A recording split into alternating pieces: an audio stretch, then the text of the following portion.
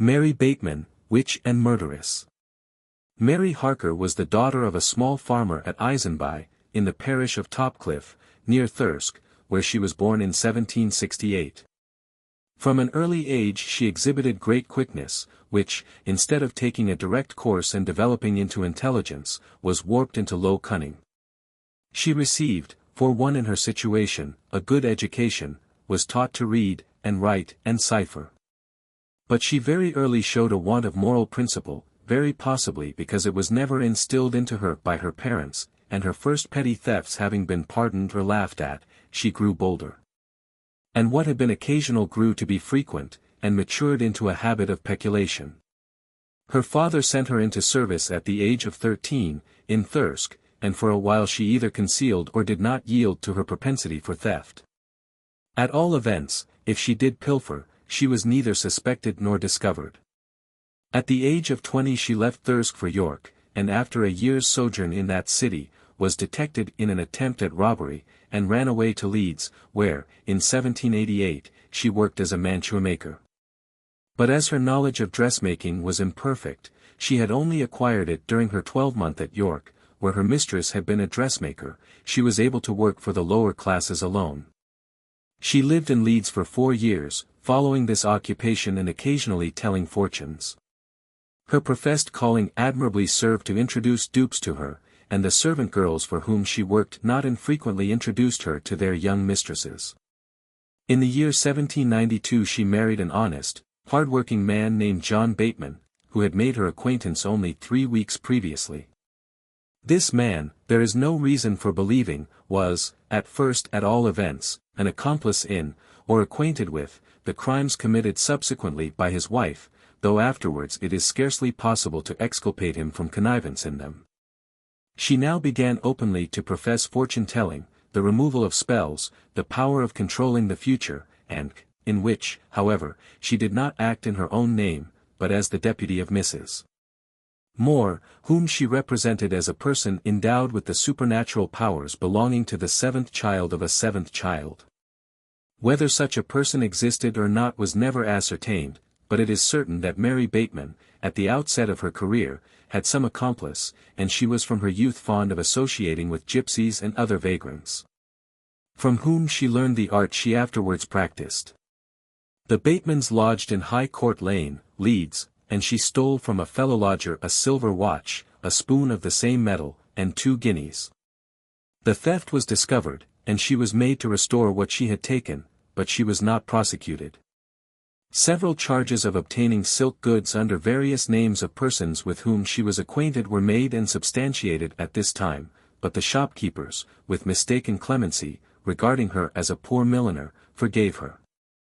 A poor man, a neighbor, who earned his living and supported his family with the assistance of a horse and cart, sickened and died, leaving a widow and 4 children, the eldest a boy about 15 years of age.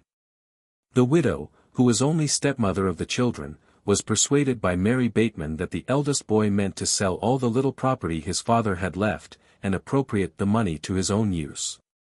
To prevent which she advised the mother to sell the horse, cart, and furniture as soon as possible, and to quit Yorkshire. This advice the infatuated woman took, turned everything into money, left a share with Mary for the children, and departed. Mary Bateman appropriated the sum entrusted to her, and sent the children to the Union. A gentleman living in Meadow Lane, in Leeds, bought a leg of mutton at the shambles, and requested that it might be sent home immediately. Mary, ever on the watch for her prey, hastened to the bridge over which the butcher's boy had to pass, and when she saw him approach, made towards him in a great hurry, pretending she was the gentleman's servant. Scolded the boy for being so long upon the road, and taking the mutton by the shank, gave him a slap on the back, telling him she would carry it home herself. It is needless to say that carry it home she did, but not to the gentleman's house. When dinner time came the joint had not arrived.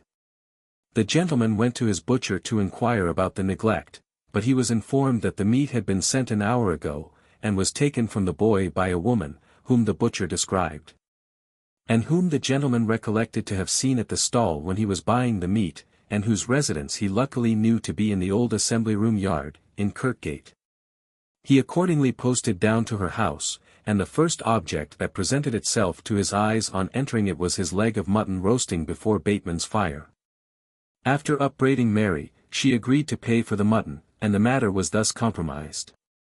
In 1793 Bateman took a small house in Wells Yard, and furnished it decently. By what means, unless from the proceeds of her frauds, it is difficult to say. Though it is due to the husband to admit that he was never proved to be cognizant of any of her malpractices, and was sometimes the victim of them. She once went to his workshop and took with her a letter representing that his father, who was then town crier at Thirsk, was at the point of death. Her husband instantly set off for that town, and had scarcely entered it when he heard his father's voice in the marketplace announcing an auction. He hurried back to Leeds to inform his wife of the hoax that had been practiced upon them. But on his return he found his house stripped of every article of furniture, which Mary had sold, in all probability to hush up some robbery she had committed. After some time they jointly found means to get fresh furniture, and they took in lodgers, one of whom, a Mr. Dixon, discovered Mary in the act of purloining money from his box. She was forced to refund it, and make good several losses that Mr. Dixon had before sustained, but for which he had not been able to account. In the year 1796 a tremendous fire broke out in a large manufactory in Leeds, and by the falling of one of the walls many unfortunate people lost their lives. This calamity Mary Bateman turned to her own advantage. She went to Miss Maud, a lady known for her charitable disposition, and telling her that the child of a poor woman had fallen a victim, and that she had not linen to lay the child out on, begged she would lend her a pair of sheets. This request was complied with, but the sheets, instead of being turned to such a benevolent purpose, were pledged at a pawnbroker's shop. 3 similar instances occurred at the same time, and all the sheets were disposed of in the same way. Nor did her frauds on the plea of this calamity end here. She went round the town representing herself as a nurse at the general infirmary, and collecting all the old linen she could beg to dress the wounds, as she said, of the patients who had been brought into the infirmary, but in reality to dispose of them for herself. Bateman, ashamed of the disgrace caused by his wife's conduct, entered the supplementary militia, but he took with him his plague, his wife. And here a wide field opened for a woman of her disposition. She practiced her old arts and learnt fresh ones. Of her exploits while in this situation we have no information. But when she quitted the army with her husband in the year 1796, on their return to Leeds, they took up their residence in Marsh Lane, near Timble Bridge. Mary then began to practice on a large scale. She herself, as she said, had no skill in casting nativities or reading the stars, but a certain Mrs. Moore was a proficient in this art, and to Mrs. Moore she referred all knotty points. It is hardly necessary to say that Mrs. Moore had no existence whatever. The first experiment in witchcraft was made upon a Mrs. Greenwood, whom she attempted to persuade that she, Mrs. Greenwood, was in danger of committing suicide on account of domestic misfortunes, and that the skill of Mrs. Moore would be necessary to prevent so dire a catastrophe. Next she informed her that her husband, who was then from home, was taken up for some offence, and placed in confinement, that 4 men had been set to watch him. And that if 4 pieces of gold, 4 pieces of leather, 4 pieces of blotting paper, and 4 brass screws were not produced that night, and placed in her hands to give to Mrs. Moore to screw down the guards, her husband would be a dead man before morning. In vain did Mrs. Greenwood plead that she had no pieces of gold. This difficulty Mrs. Bateman proposed to overcome by suggesting to her that she might borrow or steal them. The latter proposal startled her intended dupe, and, fortunately for her, she had fortitude enough to emancipate herself from the witch's trammels. The family of Barzillai Stead, a person who had been unsuccessful in business, next became the object of Mary's iniquitous exactions. Upon the husband's fears she contrived to work with so much success, by representing the bailiffs to be in continual pursuit of him, that she obliged him to enlist, and to share his bounty with her and her imaginary wise woman.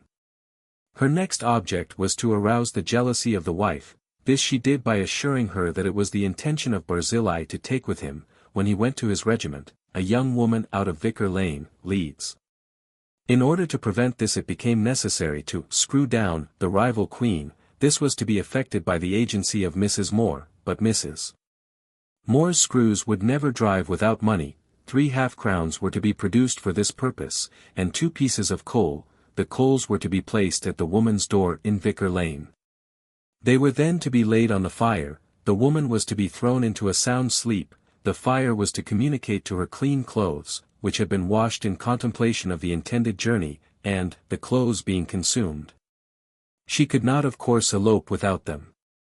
The morning after this charm had taken effect, Stead left Leeds to join his regiment, and left the imaginary woman of Vicar Lane behind him.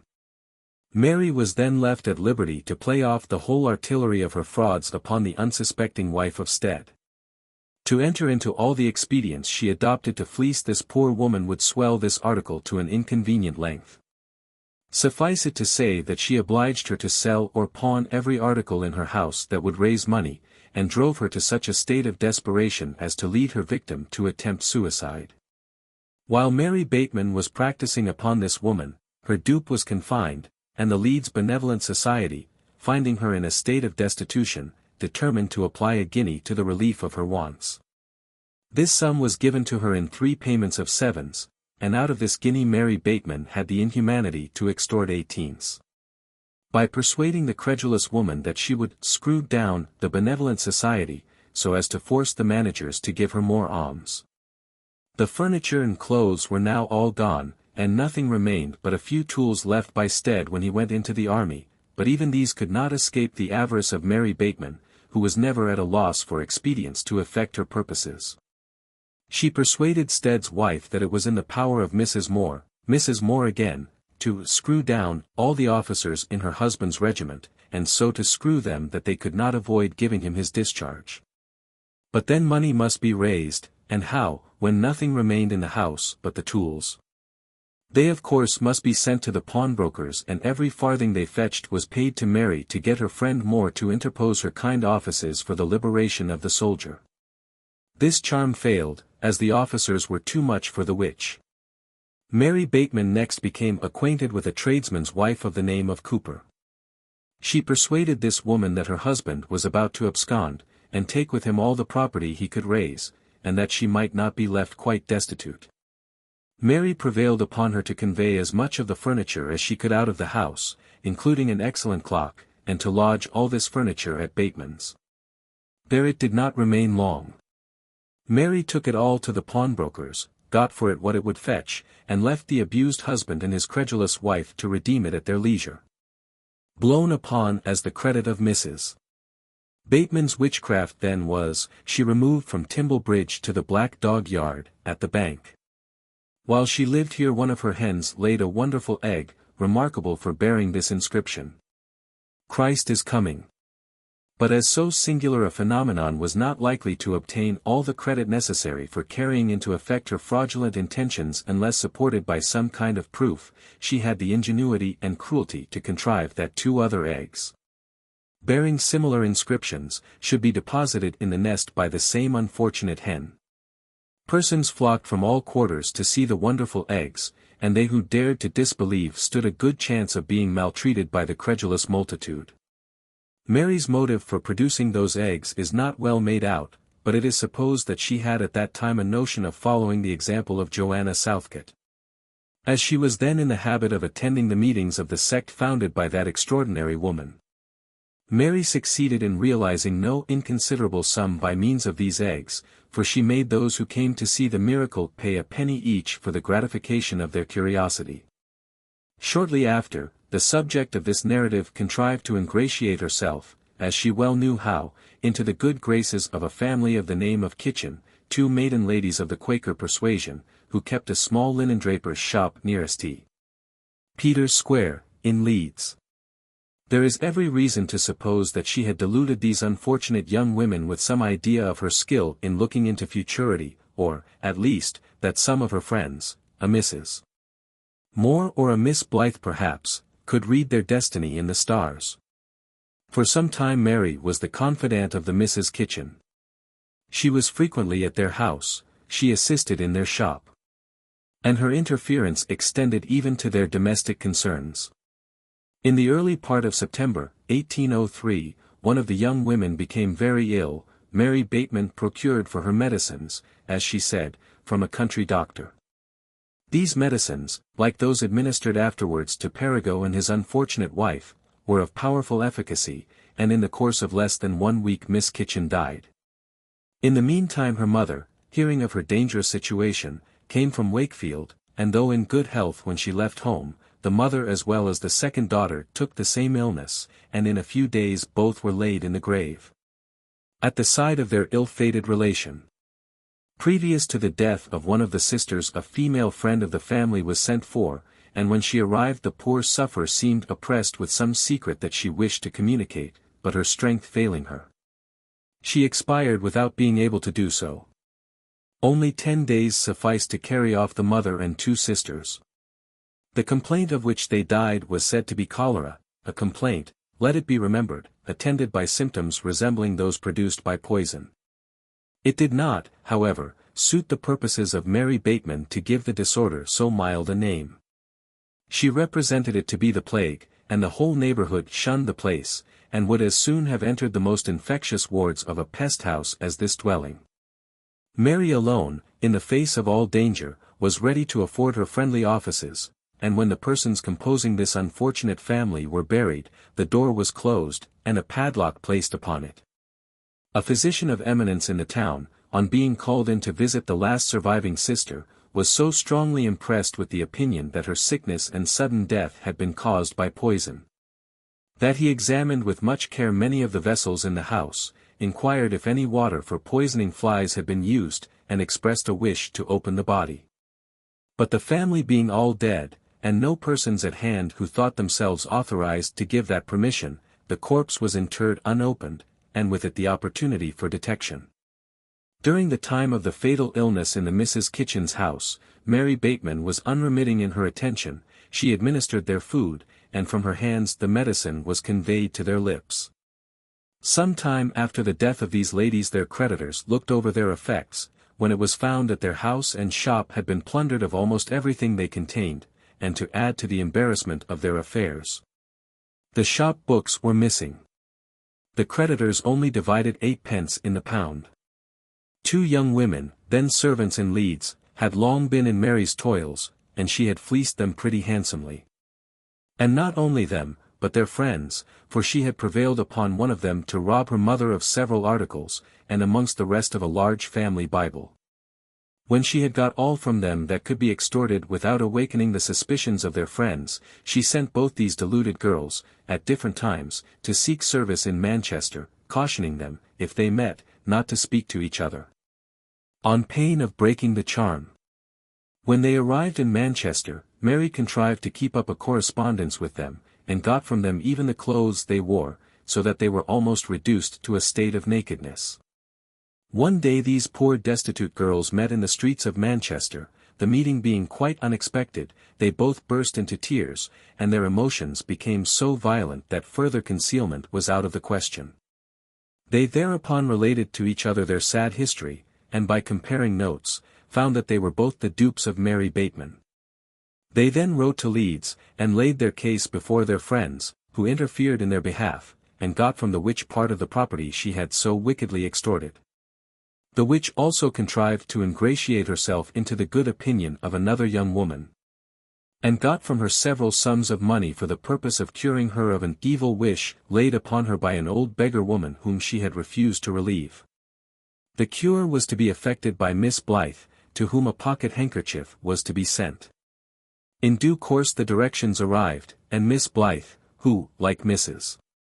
Moore, could never put her charms in motion without money, required that different sums, amounting in all to 5 guineas, should be produced, and as much wearing apparel as was worth about the same sum.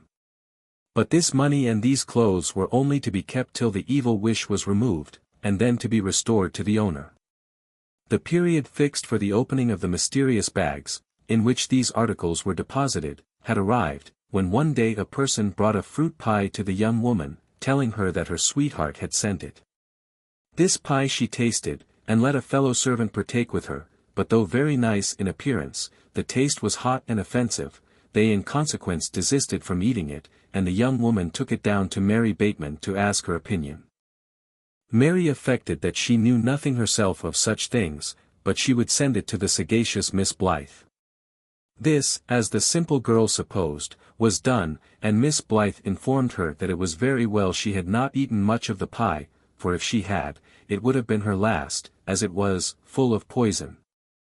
Soon after the girl opened the bags, and found that her guineas had turned to copper and her clothes to old rags. In the year 1807, Bateman, who, owing to the conduct of Mary, never remained long in one place, removed into Meadow Lane. While living in this situation a very extraordinary circumstance occurred, and it is not improbable that Mary was in some way privy to the transaction. A man of the name of Joseph Gosling, a cloth dresser, had been long out of employ, and his family, which consisted of a wife and 4 children, was reduced to great extremity. One day the whole of the family had been out for some time, when one of the children, a boy about 7 years of age, returned, and found on the table a small cake. The mother and other children soon after returned, and partook of this cake. They immediately became so sick as to render medical aid necessary. Mr. Atkinson, the surgeon, was then sent for, and by administering emetics saved the lives of the family. On analyzing the cake it was found to contain a large quantity of arsenic. It is impossible to say why or by whom this poisonous bread was placed in the situation in which the boy found it. And the only reason why it is supposed to have been placed there by Mary Bateman is the knowledge that poisonous drugs were much in use by her, that human life was in her estimation of little value, and that the cries or tricks of the children may have inconvenienced her. In the month of April, 1807, Judith Cryer, a poor old washerwoman, and a widow, was occasioned uneasiness by the misconduct of her grandson, a boy about 11 years of age. Winifred Bond, a person who had some dealings with Mary Bateman either as her dupe or her agent, recommended the old woman to apply to Mary, as a person who could remove the cause of her distress. Judith consented to consult her. Mary soon found out the foible of the poor woman. An inordinate fear about the future fate of this darling grandson was the spring in Judith's mind on which the witch found she could play with success. She recommended that an application should be made to Miss Blythe, a lady of her acquaintance, who she said lived at Scarborough, but who, in fact, had no more real existence than the invisible Mrs. Moore. She then undertook to write to her dear friend. In a few days an answer was received from this lady, which shocked Judith beyond description. The letter contained the representation of a gallows, with a rope dangling from it. The letter also stated that the grandson would be executed before he attained the age of 14 years, unless the catastrophe was prevented by the old woman raising 4 guineas, and applying them as Miss Blythe should direct. To raise such a sum seemed as impossible to poor Judith as to pay the national debt. At last, however, she contrived to scrape it together with the utmost difficulty. When raised, it was, as Mary pretended, to remain unapplied till she received further instructions from Miss Blythe. The instructions at length arrived, and ordered that 3 guineas should be put into a leathern bag, and sewed up in Judith's bed, where they were to remain untouched till the boy had attained the age of 14. The former part of these directions were, as far as concerned Judith, faithfully complied with. Mary, as she thought, deposited the money as directed. But when the witch was afterwards apprehended, Judith opened her bed, took out the bag, and found it empty. Mary, having embraced the faith of the followers of Joanna Southcote, got introduced to the houses of many of them, and invariably robbed them, sometimes by practicing on their fears, and at others by absolute theft. In the year 1808, Bateman's family removed to Campfield, in Water Lane, and there Mary met with a new and profitable subject for the exercise of her villainous arts. The wife of James Snowdon, a neighbor, had a sort of presentiment that one of her children would be drowned, but whether this notion proceeded from morbid fancies originating in her own mind, or was suggested to her by Mary Bateman, is not known. Mary Bateman offered her services, or rather the services of Miss Blythe, to save the child from a watery grave. Miss Blythe was then represented as living at Thirsk, and a letter was received from her, directing that James Snowdon's silver watch should be sewed up in the bed by Mary Bateman. This was accordingly done. Next, money to the amount of 12 guineas was required. Letters were received from Miss Blythe, directing that this money should also be sewn up in the bed, to be restored when the charm had taken effect. By and by it was found necessary to increase the terrors, and in addition to the death of the son, Miss Blythe suggested that ill would befall the daughter, unless the family left Leeds, and removed to Bowling, near Bradford. The bed containing the charms they were allowed to take with them, but it was thought expedient to leave a considerable portion of their property in the house, and deposit the key with Bateman. At length they expressed a wish to be allowed to rip open the bed and take out the watch and money, but the proper time, they were told, had not yet arrived. And before the property was taken out, the family of Snowdon was to take a dose, which was at that time in preparation for them, and was to have been administered about the end of October, 1808. Happily for them this dose was never taken. At this juncture, so critical to the family in question, Mary Bateman was apprehended for the frauds committed on William Perigo's family, and the wilful murder of Perigo's wife, by administering poison, of which she had died nearly 2 years before.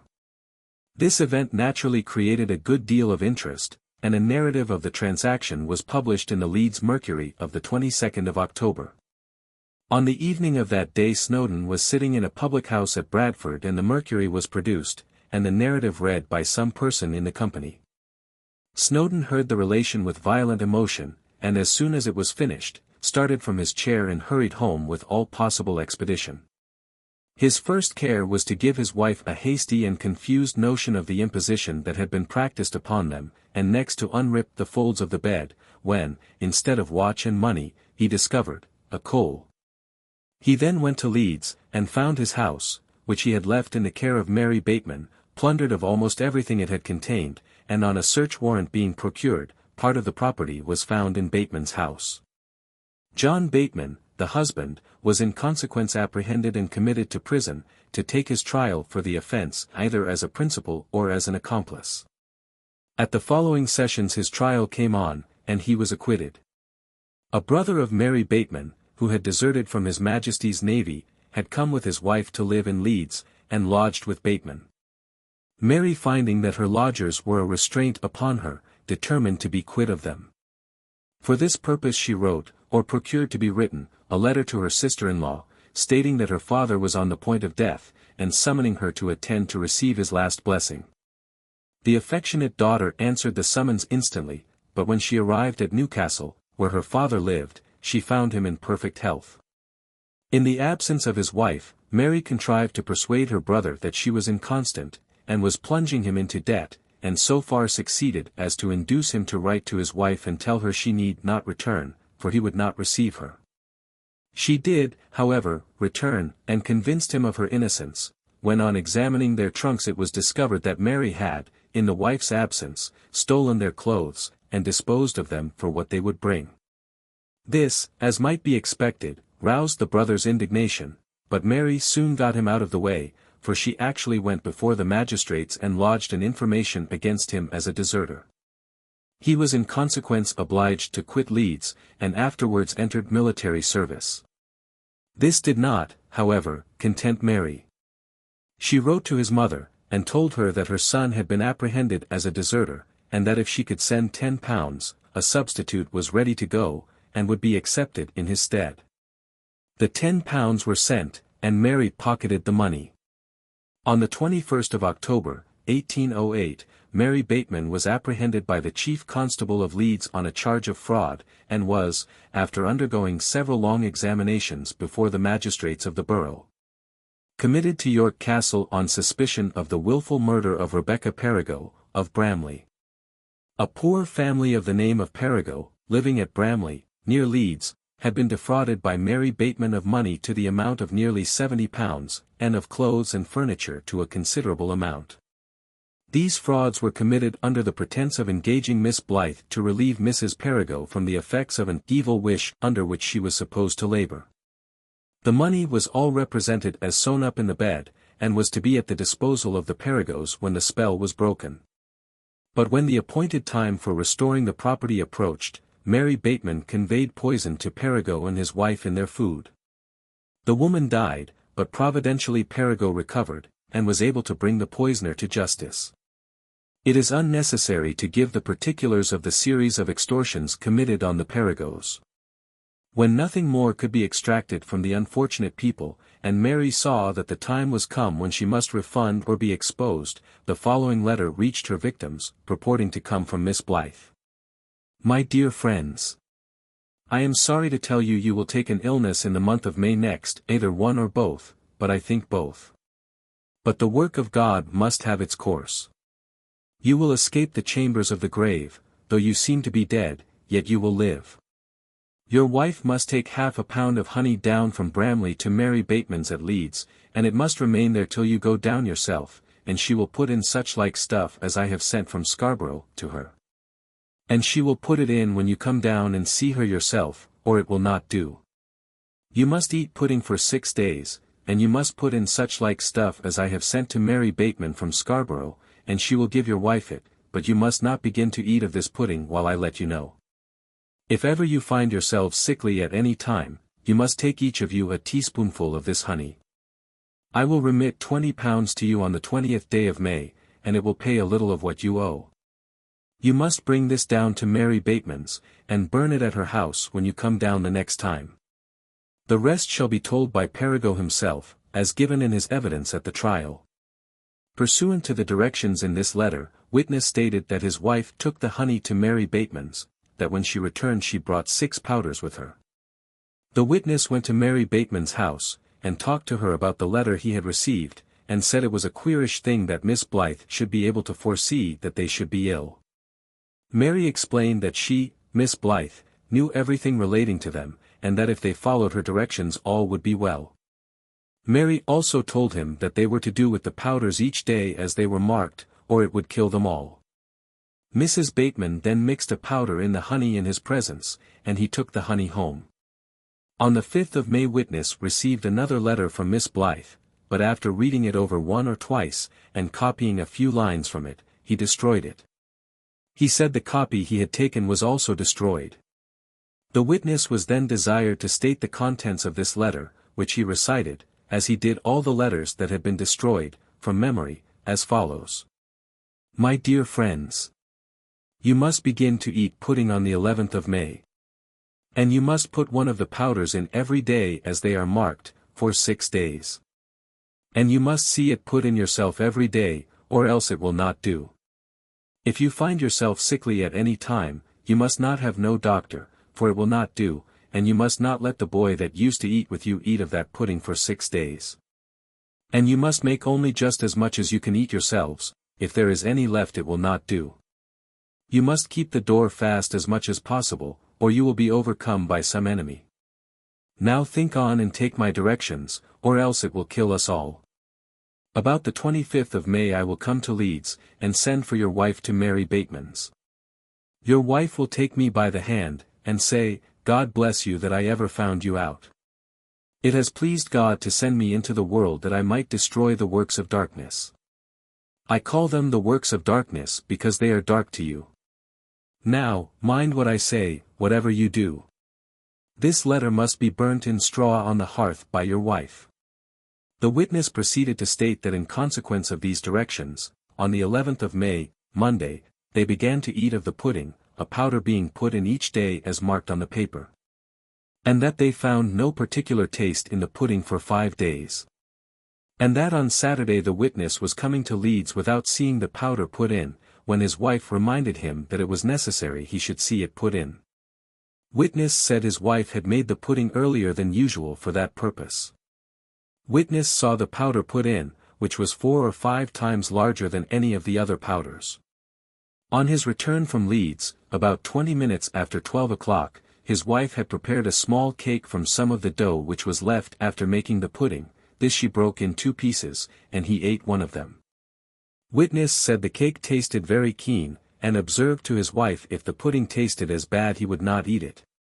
When the pudding was ready he ate a single mouthful, but it was so nauseous that he could eat no more of it. His wife, however, swallowed 3 or 4 mouthfuls, but was unable to eat more, and she carried the pudding into the cellar, and was there seized with the most violent vomitings.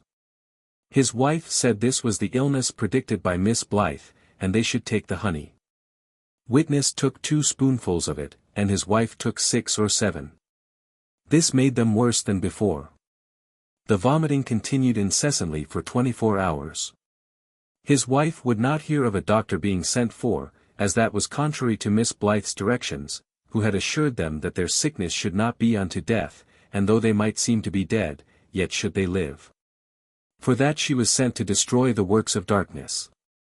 Witness said a violent heat came out of his mouth, which was very sore, that his lips were black, and that he had a most violent pain in his head, 20 times worse than a common headache. Everything appeared green to him. Witness had also a violent complaint in his bowels, he could eat nothing for several days, and began to get better only by hairbreadths. The witness then proceeded to detail the symptoms of his wife, which were similar to his own, only more violent. Her tongue swelled so that she could not shut her mouth, she was constantly thirsty, entirely lost her strength, and expired on Sunday, the 24th of May. Before she died he sent for Mr. Chorley, a surgeon from Leeds, but as she died before his arrival, a messenger was sent to acquaint him with this circumstance, and therefore he did not come. His wife before she died made him promise not to be rash with Mary Bateman, but to wait the appointed time. Witness himself went to Mr. Chorley on the day after the death of his wife. Mr. Chorley, having examined him and heard his account of the symptoms, expressed his opinion that he had received poison into his stomach. Witness said that his wife was perfectly well immediately before eating of the pudding on Saturday. By the directions of Mr. Chorley, a paste was made of the flour of which their pudding had been made and given to a fowl, but it received no injury, and the witness said it was alive to this day. A part of the fatal pudding was also given to a cat, which it poisoned, but the result of this experiment was detailed by another witness. Witness now went into a detail of transactions subsequent to the death of his wife. In the month of June, a short time after that event, the witness went to the prisoner's house, and acquainted her with the death of his wife, and told her he was sorry they had not sent for a doctor when they were sick, but that they had acted according to the directions of the letter. Mary Bateman said, "Perhaps you did not lick up all the honey as directed in the letter," and I said, "No, I am afraid it is that honey that has done our job." About the beginning of June, Perigot received a letter to the following effect, purporting to be from Miss Blythe. "My dear friend, I am sorry to tell you that your wife should touch of those things which I ordered her not. And for that reason it has caused her death. It had likened to have killed me at Scarborough and Mary Bateman at Leeds, and you and all. And for this reason she will rise from the grave, she will stroke your face with her right hand, and you will lose the use of one side, but I will pray for you. I would not have you to go to no doctor, for it will not do. I would have you eat and drink what you like, and you will be better. Now, my dear friend, take my directions, do, and it will be better for you. Pray God bless you. Amen, amen. You must burn this letter immediately after it is read." Soon after this, witness was ordered by Mr. Chorley to Buxton, and having on his return called on the poisoner, she expressed her surprise that he should have gone to a doctor contrary to Miss Blythe's command, and said that had she known he had been going to Buxton, she would have given him a bottle that would have cured him on the road. William Perigot proceeded to relate that on the 19th of October, 1808, he unripped the bed in which all the bags were sewn up, and having opened the whole of them, he found no money whatever. In the bags in which he expected to find guinea notes, he found only waste paper, and where he expected to find gold, he found only a halfpenny or a farthing. But the 4 silk bags in which he saw 4 guinea notes put, he could not find at all, nor could he give any account as to how or where they were gone. Upon making this discovery the witness went to Leeds, and saw Mary Bateman, and said to her, "I am sorry to think you should use me in this manner," to which she replied, "How?" He then said, "I have opened the bags, and there is nothing in them but bits of lead, plain paper, bad halfpennies, and bad farthings." At which she did not seem at all surprised, but said, "You have opened them too soon." He answered, "I think it is too late." He then said he would come down to her house in the morning with 2 or 3 men and have things settled. The prisoner begged that he would not, and said if he would appoint a time and place to meet her alone, she would satisfy him. To this the witness consented, and the Leeds and Liverpool Canal Bank, near the bridge, was fixed as the place of meeting. The officers of justice arrested Mary Bateman at this meeting. The trial was conducted at York before Sir Simon Le Blanc on the March 17, 1809, she was found guilty, and condemned to death. During the brief interval between her receiving the sentence of death and her execution, the Reverend George Brown took great pains to prevail upon her to acknowledge and confess her crime. On his touching upon the subject of the Quaker ladies, whose death had been so sudden and mysterious, she seemed perfectly to understand his meaning, but said that she knew nothing about it, as at the time she was confined in childbirth. Though the prisoner behaved with her usual decorum during the time that remained to her, and joined with apparent fervor in the customary offices of devotion, she exhibited no compunction for crimes of which she would not acknowledge herself to be guilty. She maintained her caution and mystery to the last. On the day preceding her execution she wrote a letter to her husband, in which she enclosed her wedding ring, with a request that it might be given to her daughter. In this letter she lamented the disgrace she had brought upon her husband and family, but declared her entire innocence of the crime laid to her charge, and for which she was about to suffer, though she acknowledged, what, indeed, she could not deny to her husband, that she had been guilty of several frauds.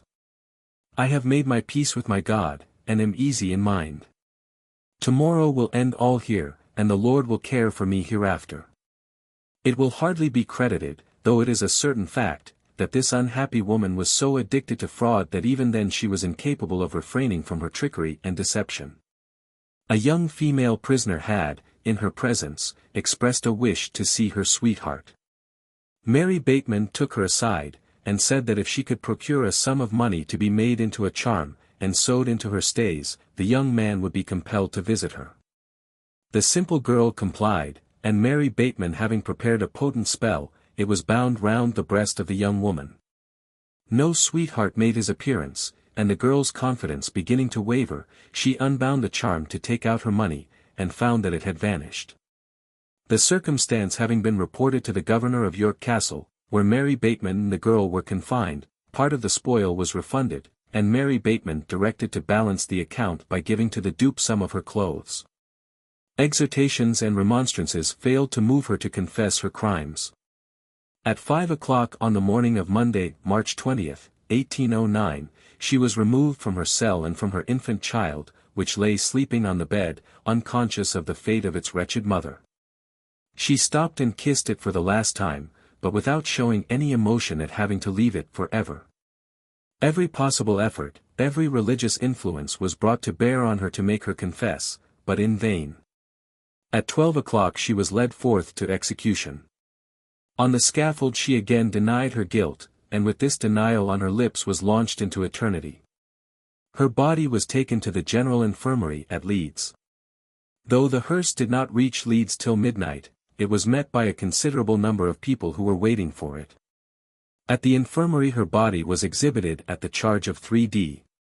a head to visitors for the benefit of the institution. At this rate 2,500 individuals were admitted, and upwards of £30 was realized. Her body was afterwards dissected, and in compliance with a favourite Yorkshire custom, her skin was tanned and distributed in small pieces to various applicants. The end.